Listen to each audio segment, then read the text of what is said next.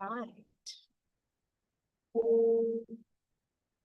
If you can hear me, if you're an attendee, just comment in the chat that you can just comment yes if you can hear me.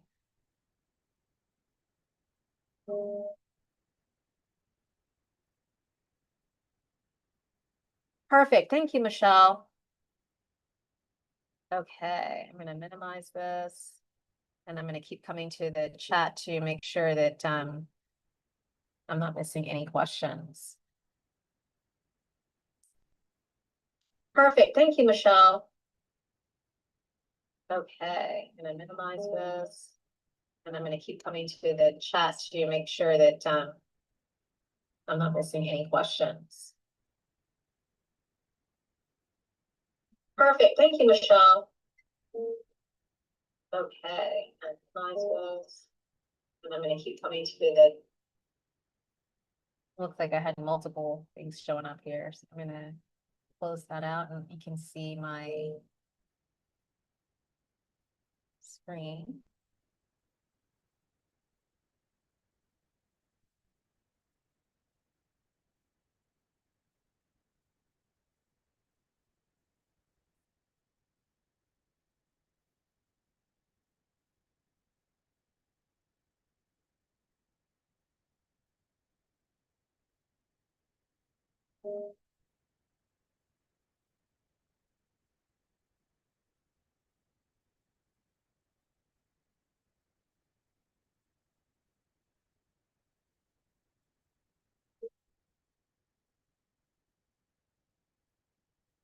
Okay, you should be able to see a slideshow.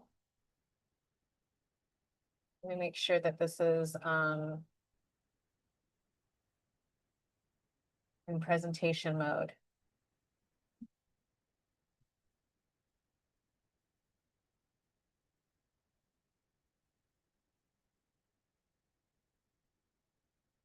All right, so we're going to get started.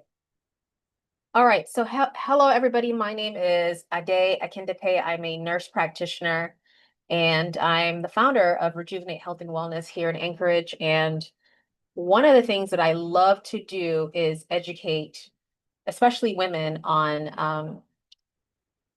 how to obtain optimal health. Sorry, I'm multitasking here. I'm trying to also go live on Facebook so that people who otherwise didn't sign up for the webinar can listen. Okay, so like I was saying before, my mission really is to empower women who are navigating midlife changes, whether they are struggling with weight, whether they're struggling with, the hormonal imbalances that happens with us as we get older. And part of what sparked my interest in it was my own journey when I turned 40 a few years ago, actually during COVID, was when I turned 40 and I started to notice some subtle changes. And for me, I didn't connect the dots right away.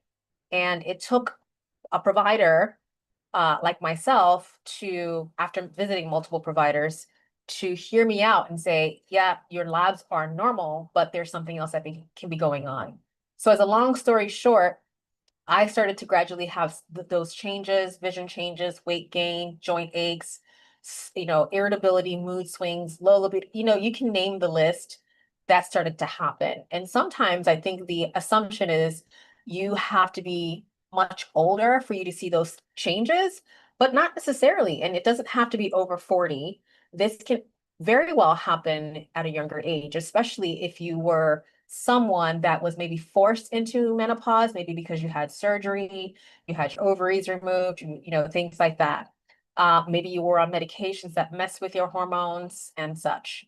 So today's topic is about why your weight is stuck after 40. Even when you're doing everything right, it seems like you are doing everything you possibly can and it's not working. Okay. So let's see. So if this sounds like you're over 40, 40 to 60 plus, okay, and you feel like your body has changed, you feel like you're eating all the right foods, you're watching the calories, maybe you are exercising, maybe you're someone who has always been very active, but you're finding that over time, you are not able to lose the weight as much as as quickly as you used to, maybe back when you were in your 30s or younger. It's just as easy as eating less, working out really hard, and then everything drops off, but it's not happening. And then women start to notice the belly weight. I think that's the one that bothers women the most, is that sudden, I can't zip up my pants anymore. When I stand in front of the mirror, all I see is this mid-weight section, and I don't know how to get rid of it. Or my labs are normal. I'm not diabetic. I don't have all these other things going on, but I just don't feel right. So if this sounds like you, I want you to comment yes. Same thing on Facebook. I'm trying to see if there are any comments here. It's very common for this to happen when women start to have these hormonal shifts. I'm going to try to see if I can see the chat at the same time. That can be a challenge when I'm on Zoom. Let's see. I'll do my best. All right, Michelle, thank you for that comment. I'm going to try to get back to my original screen here. Bear with me. This has been trying to multitask. Okay, going back to where we were. So this is often what happens. So doing a lot and still gaining the weight, being stuck at the same weight despite everything, losing, but it's painfully slow. Or sometimes you're just trying to figure out what solutions work for you. And it's not uncommon for women to reach for something that they felt has worked for someone else. The latest fad, we're on Google, we're on social media, and we find this latest diet plan and we try to follow it. And sometimes that'll work for a little bit, and then women will plateau, and then, the rest of it or they gain it back and more. And we're now familiar with, the talks about GLPs and how that has been a game changer for weight loss. So sometimes women will get on that with the hopes of it working, and it does work. But today we're going to talk about what else is about that besides the GLP. What are the goods and the bads about that? Okay. So again, this is what we're going to talk about, the hidden blocks that keep the weight stuck for women your age, why the old diet and exercise rules stop working after 40, how to know which blocks are affecting you without guessing, and how a personalized assessment can give you a better plan. So I tell women all the time, it's not about willpower. Often we're trying to do everything possible. We just got into a new year, and oftentimes we're like, oh, it's the new year, I'm going to start this new thing. And so we go all in, literally all in, cutting things out, cutting alcohol out, restricting calories, working out really rigorously because we want the solution, we want the results right now. And then women kind of hit a wall where maybe they start with this momentum, but they get burned out, or they don't see any results, and so they give up. Because oftentimes we're relying on willpower and we set these huge goals for ourselves. I want to lose 30 pounds in, 2 months, and, and all of those things. Or we're relying on tools and old solutions that used to work back then. So I posted on social media the other day, I said, sometimes when women come to me and, they want this assessment, I say, you're eating like you were 25. And you can't do that because you don't have the same hormones that you did when you were 25. So it's important to kind of rewire your brain around trying to think differently about how to eat now. And I tell women most times you need to actually eat more and not eat less for the body that you're in. We'll talk more about that. So this is, again, what I was talking about, what worked in the 20s and 30s. It's just you can't out diet everything. You can't go into, you know, back in those teens and 20s where you just simply, you drink a lot over the weekend and then you detox, or you eat whatever, the horrible diet on the weekends, you party, and then you're back to normal within a couple of days. It just doesn't work as well, right? So the recovery, the time to lose the weight that you have gained can take a little bit. Our hormones are changing. The way we sleep, women, as we get to a certain age, we start to lose our hormones. If you're not in menopause yet, chances are, if you're over 40, maybe you're in perimenopause. So you're losing estrogen, you're losing progesterone, and you're losing testosterone. Progesterone is that calming hormone that really helps you wind down. I call it our calming anti-anxiety. So when you lose that, you're not sleeping well. You're losing muscle because also you're losing testosterone. And then often we are on the go a lot, so we tend to eat whatever we can find. We're not nourishing our bodies much as we should during this time. So I'll tell a story of a woman I actually just saw last week who's, she's over 300, actually, yeah, about 300 pounds. She came in and she was looking for a solution. And she has already been diagnosed with diabetes. She's already on blood pressure medications. And a couple of years ago, she started with the plan that her doctor told her, you need to be on blood pressure meds, you need to be on metformin, and you need to go see a nutritionist, and you need to. So she had this plan and she was following it. And, they started her on keto, and she actually lost about 80 pounds. So she was already on her way, and then that was it. Nothing else happened. She was stuck. And she kept saying, now what? I'm doing everything that I'm supposed to do. I'm trying to work out more. I'm doing this keto thing, and she was thriving on keto. It's not that keto was bad for her, but no one really told her about these new rules. Keto is a great plan to be on, but what about sustainability?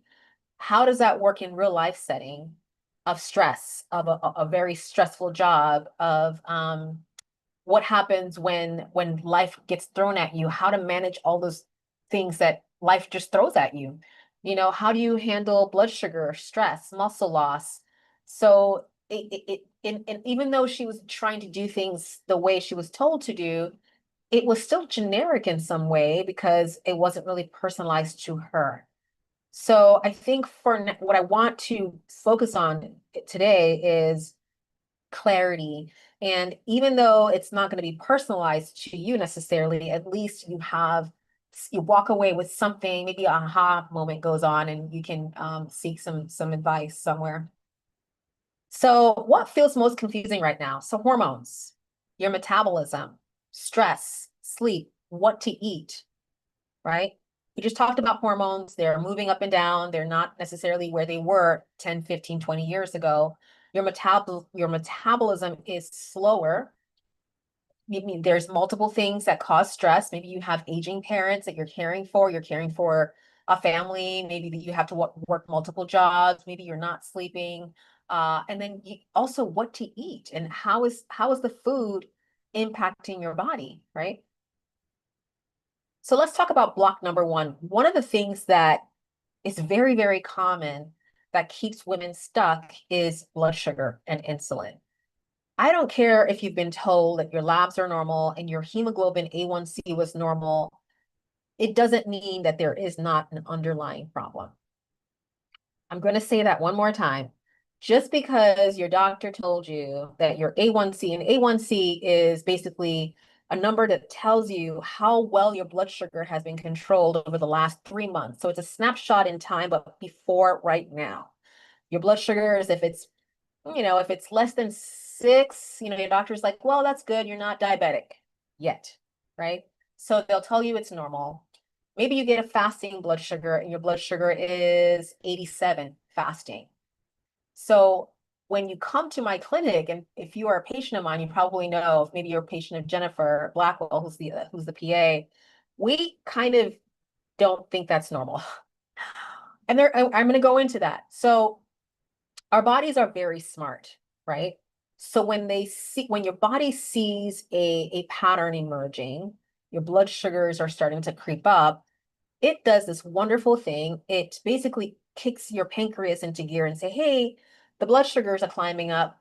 We need to kick out more insulin from our pancreas. We need more insulin so that blood sugars don't get too high. So insulin is a hormone that tells your body to pull the sugar. Well, the insulin actually helps pull the sugar from your bloodstream into your cells because your cells need it for energy, right? If it's in your bloodstream, but it's not available for your cells to use, then your body is starving essentially, right? So it's a very useful hormone. It's not a bad thing. The problem is over time, when your body starts to sense your blood sugars are high, it triggers your body to want to store the extra sugar as fat. So the higher your insulin goes, the more fat you're going to try to store. It's just a natural thing. What causes your blood sugar to go up, especially after 40? For one thing, lack of estrogen. Estrogen is a hormone that we women need for survival for so many different things. And unfortunately, I don't want to use the word unfortunately, it's a natural process, but in the setting of how we live right now, it can be detrimental to us. It's not that it's a bad thing that estrogen is going down.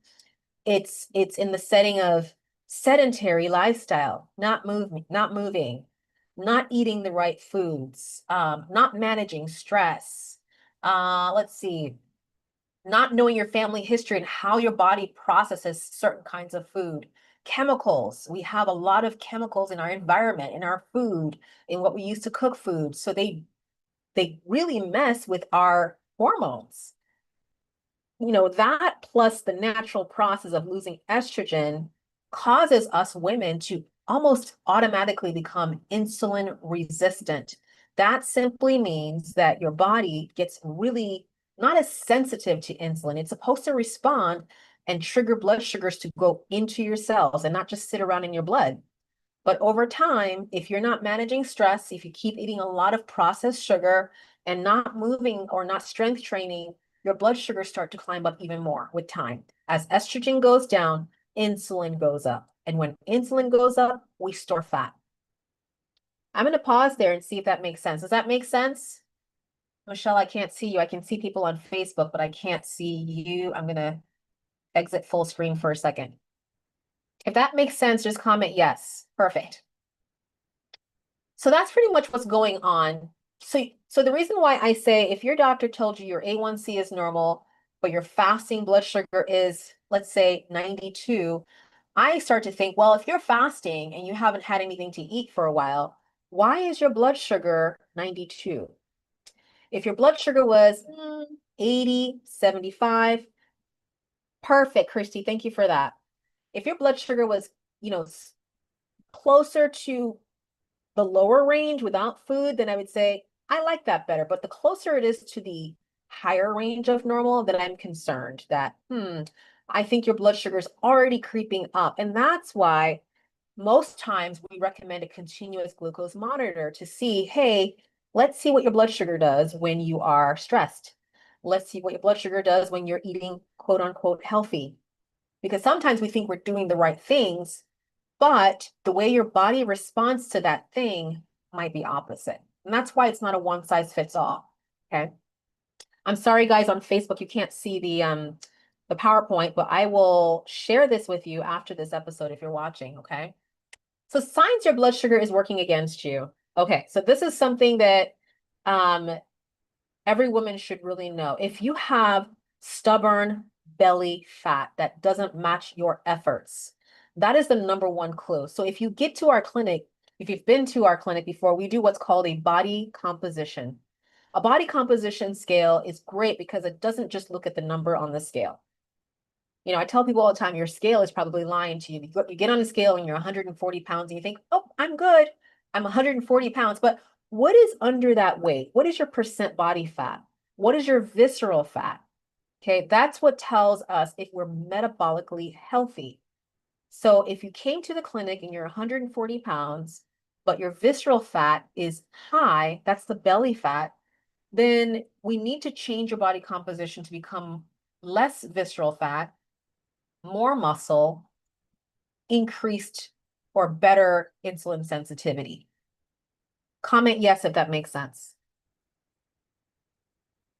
So we don't want to focus on the weight or the number on the scale. We want to focus on how easy is it for you to lose belly fat? Because if I'm seeing very high belly fat, I'm looking at what are we eating?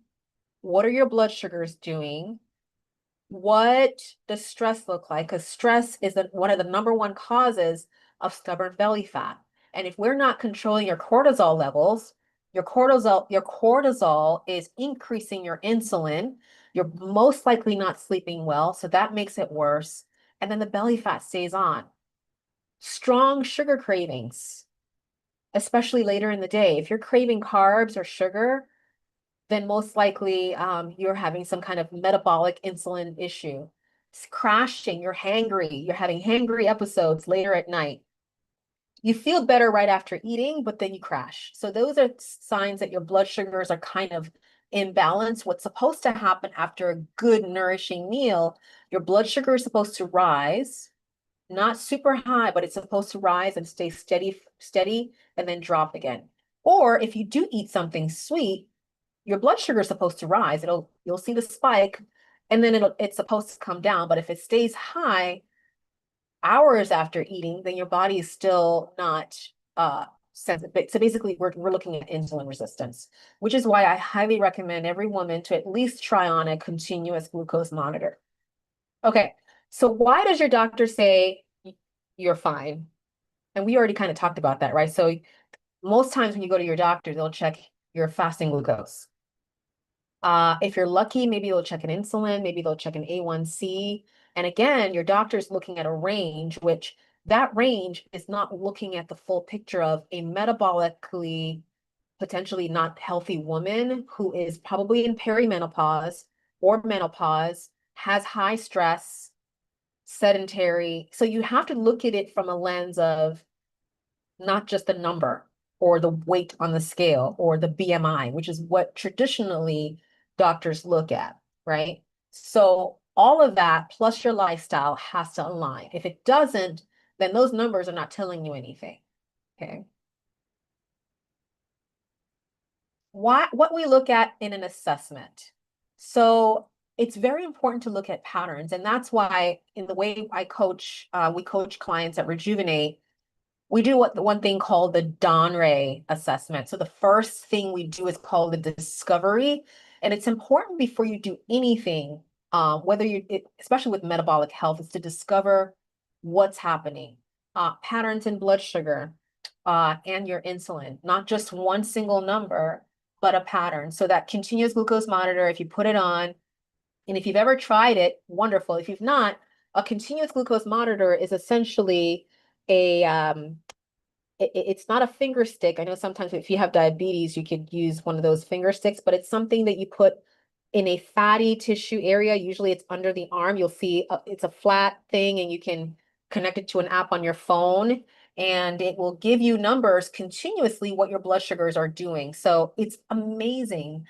I've tried it. It's, if you haven't done it, I highly recommend it. When you're eating, when you're sleeping, when you're stressed, when you're mad at your boss, you're in a hot tub, your blood sugar spikes. Um, it's just cool to see things happening in real time.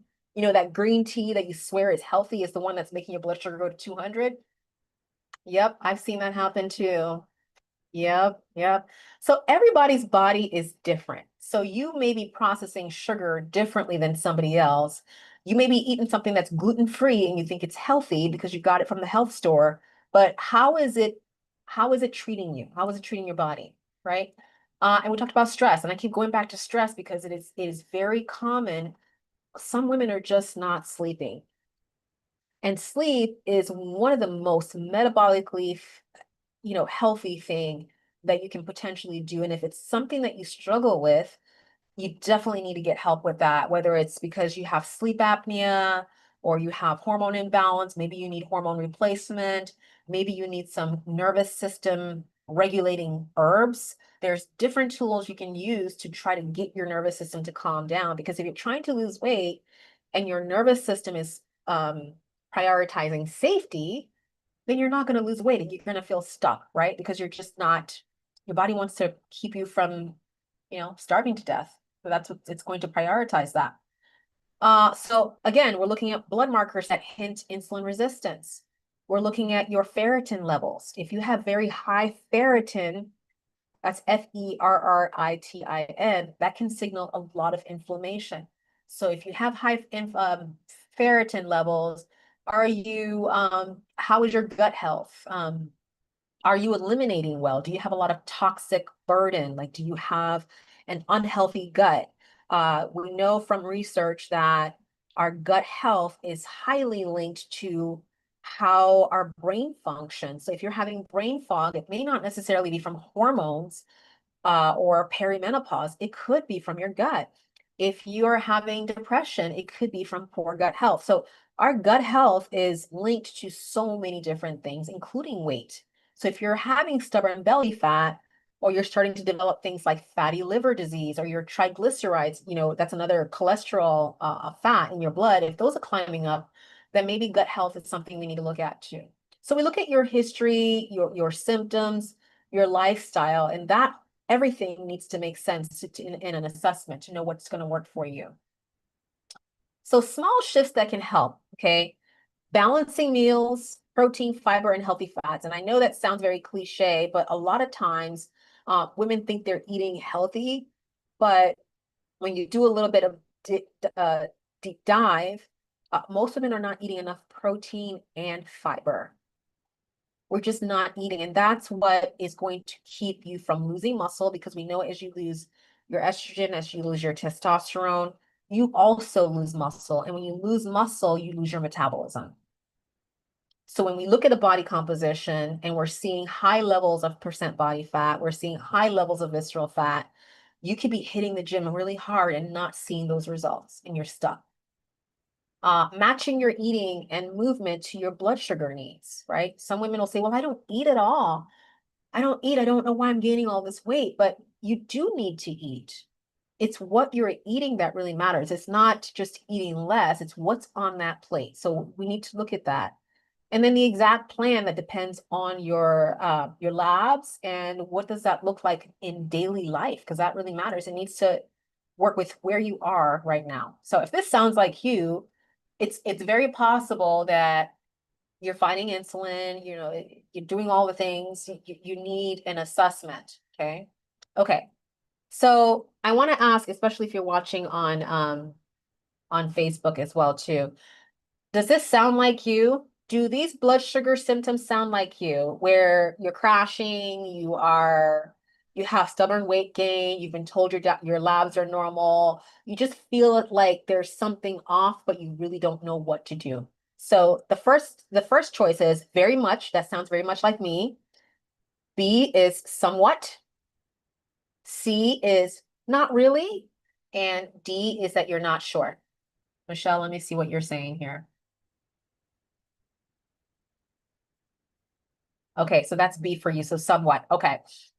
How about here on Facebook?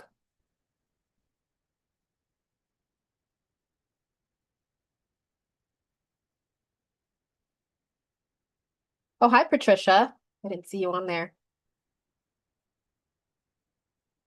So most women, it's a combination, it's like B. Okay, same thing. B, somewhat. Okay. So we talked about insulin resistance as block number one. That could be your problem. Block number two is thyroid. P, somewhat. Okay. Yeah. And it can be a combination of two things. So block number two is the thyroid and metabolic slowdown. So your thyroid is like your body's metabolic gas pedal. That is so true. Again, you could have gone to your doctor and your doctor could have said, your thyroid is normal. And most times what the doctors are checking is what's called a thyroid stimulating hormone.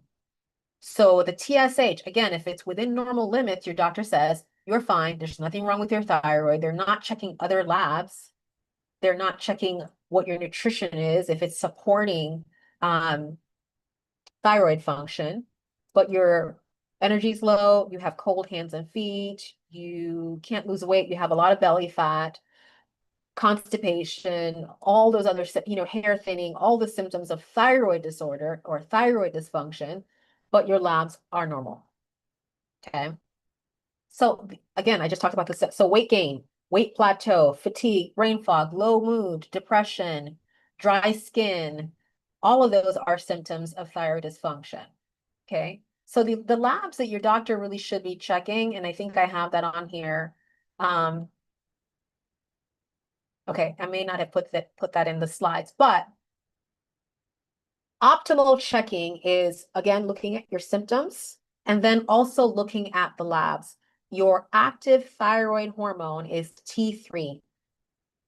There's a longer name for that, but just think T3. That's the one your doctor should check because that's the one that actively works at the cellular level. So if your thyroid is suboptimal, let's say it's within range, but on the lower end of normal, you may exhibit symptoms of thyroid dysfunction. I'm going to say that again just to make it make sense. So let's say the range is for your T3 is 0.2 to 4. I can't remember what the range is. So if you are 0.3, your doctor says you are 0.3, you're within the normal range. Someone else may do well at 0.3, but maybe you need to be at 4. Two people don't have the same response. So that's why that range is just a range. You may be at 3, maybe your best friend does well at 2. So your thyroid needs to be optimal for you. We also need to make sure that you don't have any autoimmune issues. Sometimes our bodies have a way of attacking itself, and that can be from a lot of different things. It could be from poor gut health. It could be from maybe you have a family history of Hashimoto's, which is an autoimmune issue. Unfortunately, when your body starts to attack the thyroid, it can cause either hypothyroidism, where your thyroid doesn't work as well, or the opposite, when your thyroid becomes overactive, and they have different symptoms. So often women will come in with very high levels of the autoimmune marker called thyroglobulin. And when we're checking all those thyroid numbers and we're seeing it's very high, there are things that we need to do to kind of allow the body not to feel like the thyroid is a threat. So it thinks that it's confusing the thyroid for a problem, so it's wanting to attack it. So we need to just check more than a TSH. We need all of those labs. We also need to look at what you're eating. Are you taking in nutrition that is supporting thyroid function? What is your selenium like, your zinc, or, even if we don't check it on labs, not everything has to be checked by labs, but what are you eating? Or are you supporting your thyroid with your nutrition? That makes sense. So we talk about nutrition, stress, sleep, inflammation, all of those things impact your thyroid. So again, slower thyroid can reduce calorie burn at rest. So often when I look at a body composition and I look at what's called your resting metabolic rate, and you're telling me you're doing all these things, but it's not matching up with all those numbers, or you have very high visceral fat, sometimes that could mean your thyroid is not optimal. So you may benefit from thyroid support, whether with thyroid medication, so you're actually getting the thyroid hormone, or maybe you need the building blocks, the nutrition. So you might need to be on a good multivitamin that has the thyroid supplements like your zinc and your selenium, so that your thyroid is more supported. It may be habits that you have. It may be stress. Stress can really screw up your thyroid too. It'll, when your cortisol, your hormone, your stress hormone is constantly high, it prioritizes that and it messes with everything else. It messes with your sex hormones. You're not going to have a really good libido if you're constantly stressed. There's so many different pathways that these things do. So it'll prioritize one. It's not going to do all of it at the same time, right? If it thinks you're running away, if your body thinks you're running away from bear, it's going to try to protect you. It's going to try to say, hey, we should help her store fat because she's going to need food later in case she stuck in the jungle somewhere. I don't know. Anyway, basically what I'm trying to say is your body is smart and it sends a lot of signals. It's not because it's crazy. Sometimes, women will say my hormones are out of whack, and I'm like, no, they're signals. Your body is just trying to protect you. So it sends you these signals, and weight gain, your weight being stuck, is kind of like a signal too. It's a symptom that, hey, we need to do something different, right? Okay. So this is another one. So you've tried to eat less, you move more with slow results. You told your labs are fine, but you feel the opposite. And I think we've already kind of answered that. So we're going to skip those 2 slides. Okay. Block number 3. Okay. So we talked about insulin resistance. We talked about thyroid disorder. Block number 3 is stress, sleep, perimenopause. Okay, how many people can relate with this one? Stress, sleep, perimenopause, hormones. I feel like I can relate with all of that. I can. Where's Michelle?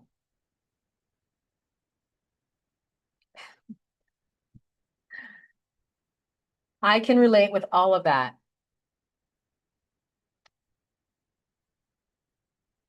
So perimenopause shifts estrogen and progesterone, right? So we talked about all of those different hormonal shifts. We're losing hormones. Our ability to um, recover from stress is also not as quick. We just, stress and hormone shifts is just it's really hard. So we are not able to lose the fat if we do not work on stress management. And when I say stress, I don't mean sometimes it's not very obvious that we are stressed out. It could be something that's on your mind. It could be you find it hard to shut down at night. Women will say, I'll fall asleep and I'll wake up, or I find it difficult even going to sleep. So when you're doing that over and over again, you get into this chronic stress where you're not able to reduce your cortisol. So you put yourself into this chronic cortisol, and eventually you may not even have high enough cortisol to deal with it. So women will say just feel tired and they're wired. They feel like they are awake, but not really. They need a lot of caffeine to get through the day. And then they start to crave more. They start to crave more sugar because now they need the sugar to survive because they need the energy. They need more caffeine. And then the cycle. I'm sure you get what I'm talking about here. So this slide is talking about more symptoms. Waking up in the middle of the night, 2 to 3 a.m. and not falling back asleep, feeling wired and tired at night, mood swings, anxiety, not feeling like yourself. Weight is usually around the midsection. So the stress, fatigue, and weight cycle is mostly when women start to see this change. They see that their clothes are not fitting as well, so they start to over-exercise. One of the things that I see on the assessment form is women will say, I'm working out 7 days a week. And when I find out what they're doing is they're hitting the gym 1 hour, 2 hour, and trying to overcome this weight gain, but not dealing with the other parts of what might be causing the weight gain. So that causes the stress to go up, that causes cortisol to go up, and then the belly fat. So you see the cycle of being stuck. And then when you're doing that, you're also breaking down muscle, slowing down your metabolism even more. So that's making it worse. Okay. So now I want to shift gears a little bit. So hormone replacement therapy is something that's been talked about a lot, especially after the FDA now told everybody, hey, estrogen doesn't cause cancer. So they've taken away that black box warning that says hormones cause cancer. So that's out there. But I just want to reiterate that hormone replacement therapy is just one of those things that can help. It's not the solution. Estrogen replacement is fantastic. Testosterone replacement is fantastic, and progesterone. But if you don't marry that with lifestyle, dealing with your sugars, your sleep, your stress, all of those basics, it's just you don't get the full benefits of hormone replacement. But it's an amazing, amazing thing to do. It's not a one size fits all thing. So in your assessment, if you're going to think about hormone replacement, we need to look at your energy patterns, how you're sleeping. If you need to do a personal audit, I highly recommend that. One of the things I ask women during the assessment is, why are you trying to work on this right now versus a year from now? And the reason why I ask that is I'm trying to figure out what is your goal? What is it? If you told me you want to lose 80 pounds in 3 months, and I'm like, wait, that's probably not safe. You'll probably gain all of that weight back. So what are we trying to achieve? Because that's what's going to make the weight loss sustainable and more realistic, right? So doing a personal audit, being very honest with yourself, is this the right time to do this right now? There's never a really good time, but what can we do right now in this time that you're in to get you to an optimal goal, right? So the stress, how can we reduce the stress? Do you need to delegate certain things to some people or AI or a virtual assistant? What can you take off of your plate? How many white spaces can we create in your calendar so you have time for yourself? Because most women in midlife are doing multiple things, caring for aging parents. Maybe you have grandchildren that you're helping to raise. You have multiple jobs. You have a lot of things you're doing in the community. You have leadership positions. There's multiple things, and that compounds on the stress. So finding time to recover, finding time to offload your brain, finding time to allow your gut to reset, which is another thing. When I talk about stress, sometimes the stress can be also gut stress. We're surrounded by food all the time. If there's a holiday, there's food. There's a celebration, there's food. Are we allowing our gut to actually reset, you know, going into some sort of a fast to allow our cells to kind of clean up? I call it just clean up all the debris and allow it to heal. Sometimes we need to do that.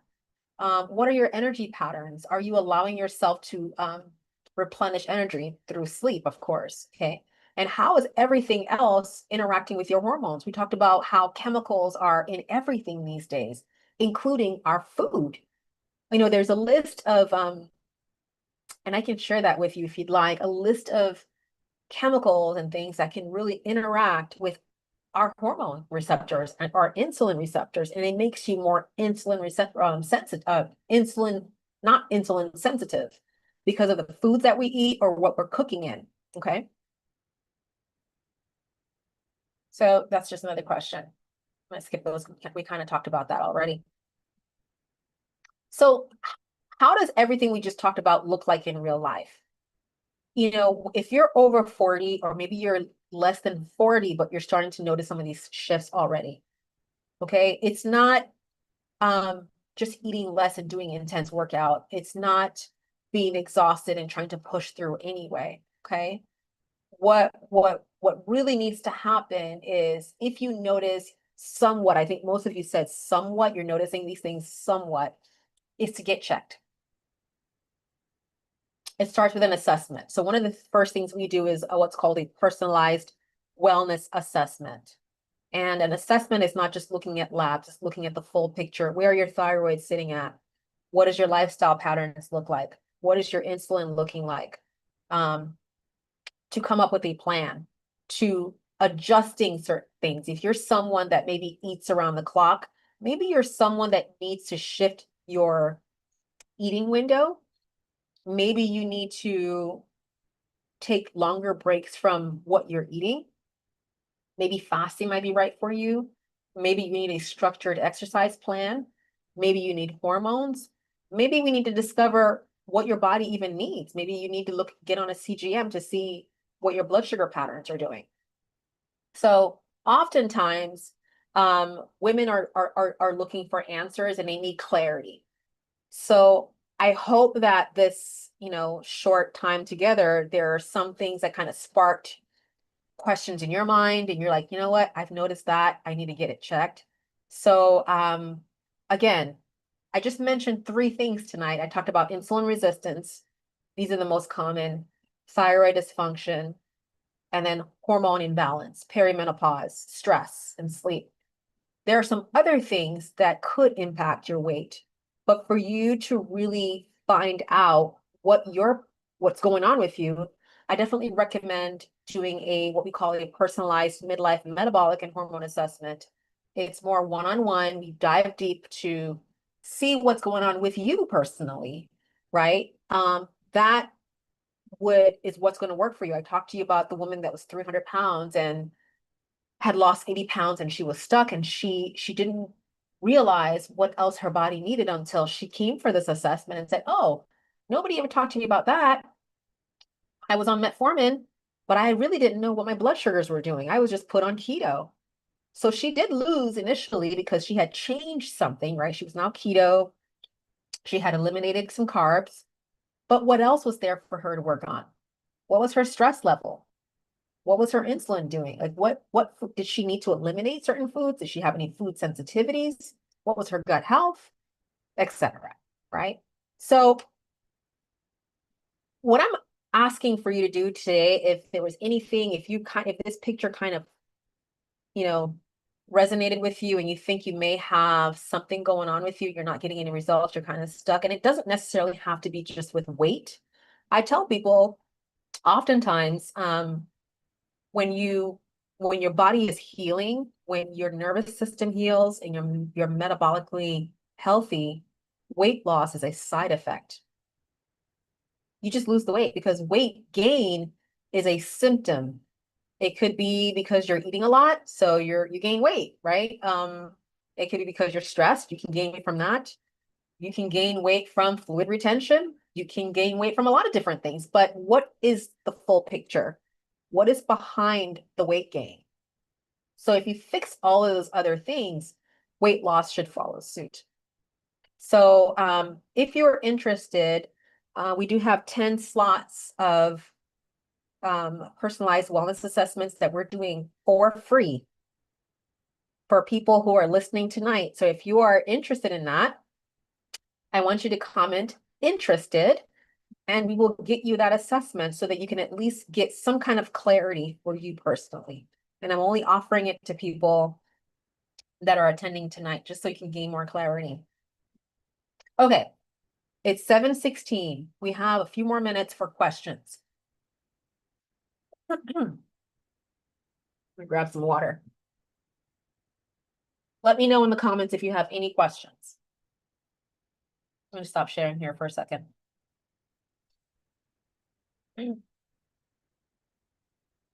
Okay, role model, fasting over 50, super helpful. Still battling sugar and sleep, always a work in progress. Yeah. Have you tried a CGM, Michelle?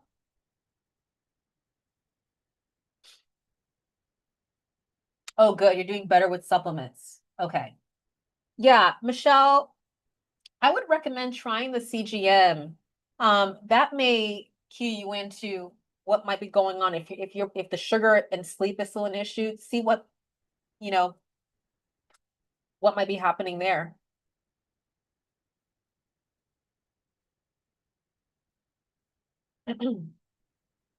For me, I was dealing with fatigue, especially in the morning. So I actually had opposite problem. My blood sugars were actually very low, like super low. Oh, no, you don't even need, it's super cheap. Okay, so for those of you watching, there are two different ones I recommend. And Michelle, if you go to the clinic, I think we actually carry it in the clinic. One of them is Lingo, Lingo, because your insurance will not cover it for that A1C level. They will not cover it. So just go online. It's like $49, or you can go into the clinic and pick one up. Lingo. And you can use that for 2 weeks. It's super cheap. So it's definitely worth the amount of information you're going to get. Yeah. Lingo is one. The other one is called Stello, Stelo. I think that one is a little bit more expensive. Again, and I think one of them is actually manufactured by Dexcom, which is the same manufacturer that does like the finger sticks and things. Definitely purchase it. You won't regret it. Where do you get the CGM? Oh, so you can go, Christy, I think you're one of our clients, right? If I can remember. You can go to the clinic and purchase it there, and Chantel will put it on for you. She's super helpful like that. Or you can go online and go to lingo.com. I think it's lingo.com. Lingo, Lingo. If you Google Lingo, you'll see it. And the other one is Stello, Stelo.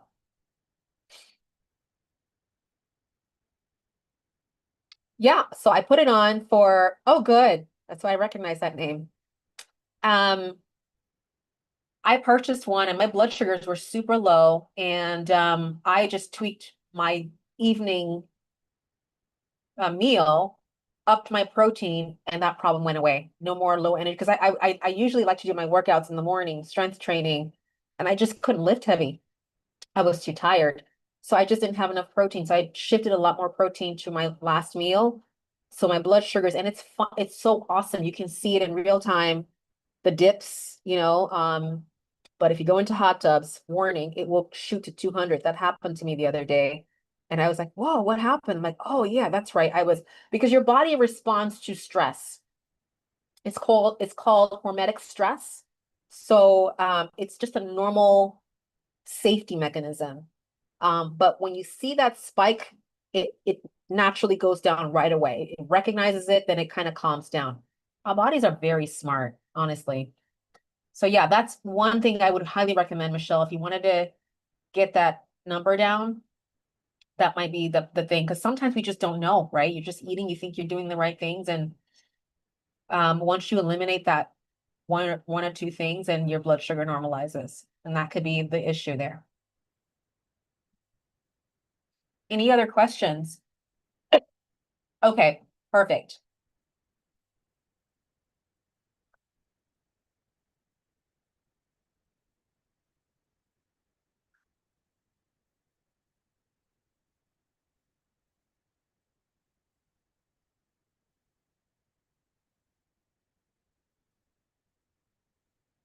You are so welcome.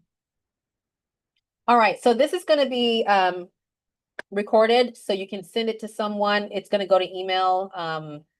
You can send it to someone that could benefit from this information. I want to thank you all for joining, and I hope that this was provided some clarity for you in some ways. And I'll see you soon. We're going to be doing this probably bi-weekly, so trying to get more traction on that. So, all right, everybody, I'll give you the rest of the night back. Bye bye.